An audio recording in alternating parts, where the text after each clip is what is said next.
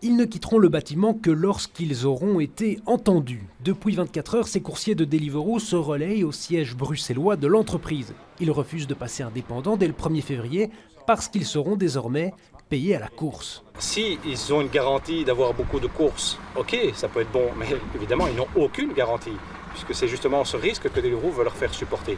Et donc, si pour une raison ou pour une autre, il y a beaucoup de temps d'attente entre les courses, peut-être qu'il y a moins de commandes ou autre chose, s'ils doivent attendre chez le restaurateur, s'il y a des intempéries et que ça les ralentit dans leurs courses, c'est eux qui en supportent les conséquences. Les coursiers s'inquiètent aussi que ce passage au statut d'indépendant soit une porte ouverte vers une nouvelle précarisation de leurs conditions. On n'a aucune garantie de rien, voilà, on sait absolument pas. On nous dit qu'on va gagner plus, alors on leur dit, mettez-nous des minima horaires si vous êtes sûr qu'on va gagner plus. Ils nous disent non, c'est pas possible. Donc on n'a aucune garantie de gagner plus, puisque eux-mêmes ne sont pas capables de l'écrire.